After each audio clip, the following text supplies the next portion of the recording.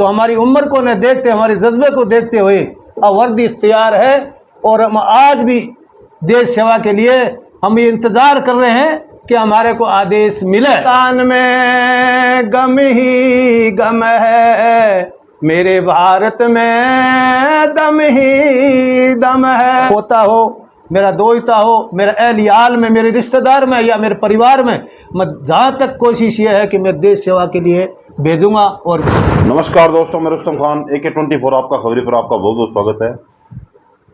इस समय देश की स्थिति आप सभी को मालूम है, देश युद्ध के मुहाने पर खड़ा है। लगभग 8 से 10 राज्य है वो हाई अलर्ट पर है। वैसे पूरा देश ही हाई अलर्ट पर है। पिछले 3-4 दिन से सैन्य गतिविधियां दोनों देशों की तरफ से बढ़ रही है और लगातार पाकिस्तान के आक्रमण का भारत लगातार जवाब दे रहा है। और एक ऐसी एयर स्ट्राइक है जिसने पाकिस्तान को अंदर तक हिला दिया था। इसके बाद देश का जो आम आदमी है, आम बच्चा है, आम युवा है, आम बुजुर्ग है, उसके अंदर जोश भरा हुआ है। और उसी जोश को लेकर हमारे साथ सलीम खान जी, कायम खानी मौजूद है, जो भारतीय सेना में अपनी सेवाएं दे चुके हैं। तो उनसे हम बातचीत करेंगे। अस्सलाम वालेकुम। वालेकुम सलाम रहमतुल्लाह। खान साहब, देश में अब युद्ध की स्थिति बनेड़ी है और थे रेड़ा फौज में। तो पहले तो आप बताओ कि कद से नौकरी चालू हुई आपने, कितनी नौकरी करी थी? मैं हवलदार सलीम खान 31 जनवरी 81 को फौज में गया और 31 जनवरी 2000 को रिटायर हुआ। लगभग 19 साल मैंने देश में सेवा दी और इसके बाद मेरा बच्चा भी देश में सेवा दे चुका है।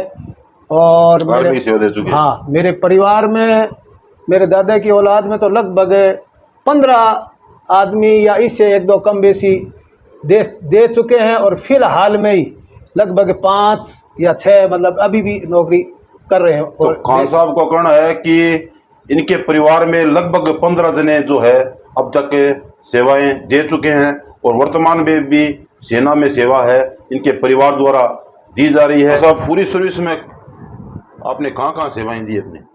लगभग 19 साल में लगभग नौकरी बाड़मेर बॉर्डर, यहाँ जैसलमेर से लेके गुजरात तक ये बॉर्डर है। लगभग हमारी 17 ग्रेनेडियर ये पाकिस्तान को अपने आप को छुपाते हुए दुश्मन की खबर को हासिल करने का हमारा मुद्दा था और हमारे को टास्क यही था। तो हमने जितनी नौकरी, लगभग अहमदाबाद की कोई 5-4 साल सर्विस है, बाकी लगभग मेरी बाड़मेर बॉर्डर, पाकिस्तान बॉर्डर की है। हमारे का हमेशा आगे BSF के पीछे हम रहते थे और जैसे ही कोई काम होता तो हम दुश्मन को अपने आप को छुपाते हुए दुश्मन की खबर को हासिल करने का हमारे को टास्क मिला हुआ था। और लगभग मेरी नौकरी बाड़मेर बॉर्डर गुजरात तक की बॉर्डर पर ही है। किसी युद्ध में भी आप युद्ध में 99 में और 98 में लास्ट में जो हुआ था, 99 जो कारगिल का, उसको हम अपने बॉर्डर बाड़मेर बॉर्डर पर हमको तैनात किया गया था और हम वहीं थे। तो खान साहब का कहना है कि 1999 में जो कारगिल का युद्ध हुआ उसमें भी वो अपनी सेवाएं दे चुके हैं।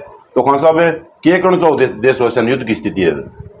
देश की स्थिति ने आई कहना चाह कि जो हमारा देश भारत, अगर उनके साथ पाकिस्तान 1 मिनट नहीं झेल सकता, क्योंकि हमारी जो फौज है वो पहले से हमारा देश या वर्ल्ड में 1 नंबर पर हमारी आर्मी है। और मैं थल सेना में नौकरी करके आया हूँ और आज मेरा यही जज्बा है कि अगर ज़रूरत पड़ी तो हमारी उम्र को न देखते, हमारे जज्बे को देखते हुए अब वर्दी तैयार है और हम आज भी देश सेवा के लिए हम ये इंतज़ार कर रहे हैं कि हमारे को आदेश मिले। तो यही जज्बा है तो देश के युवाओं में और देश के बुजुर्गों में आज भी यही जो जज्बा है वो मौजूद है। खान साहब का कहना है कि अगर देश को मेरी ज़रूरत पड़ी तो मेरी उम्र को देखते हुए आप मना मत कर देना, सबसे आगे की पंक्ति में है जो हमें स्थान दिया जाए। और खान साहब, लगभग 15 आदमी आपका परिवार से सेवा देने लग रहा है और आगे भी मेरी यही तमन्ना है कि मेरे 3 लड़के थे। मैंने एक तो आर्मी में जो रिटायर हो गया लड़का, और मैंने तीनों की यही कोशिश करी थी कि वो भी देश सेवा करें, लेकिन एक तो एजुकेशन साइड में चल गया और एक गृहस्थी में रह गया। वो बाकी एक लड़का मेरा अभी रिटायरमेंट हो चुका है और मैं भी रिटायरमेंट हो चुका हूँ। बाकी मेरी दिली तमन्ना यह है कि मेरा पोता हो, मेरा दोहिता हो, मेरा अहलियाल में, मेरे रिश्तेदार में या मेरे परिवार में, मैं जहाँ तक कोशिश ये है कि मैं देश सेवा के लिए भेजूँगा और भेजते रहेंगे। तो खान साहब के जो लड़के हैं वो भी आर्मी से रिटायर हैं, अभी वो विदेश में सेवाएं दे रहे हैं। एक उनके लड़के हैं जो शिक्षा के क्षेत्र में सेवा दे रहे हैं। तो खान साहब का परिवार है वो लगभग आर्मी से जुड़ा हुआ परिवार है। और खान साहब हम जब बैठे थे तो भावुक भी हो गए थे इस पूरे मसले को देखकर, और उन्होंने कहा है कि देश को अगर उनकी ज़रूरत पड़ती है तो वो सबसे पहले जो है इस देश के लिए लड़ने के लिए वो तैयार हैं। ऐसा ही जज्बा है जो हिंदुस्तान के युवा और बुजुर्ग में मौजूद रहेगा। खान साहब और क्या कहना चाहेंगे?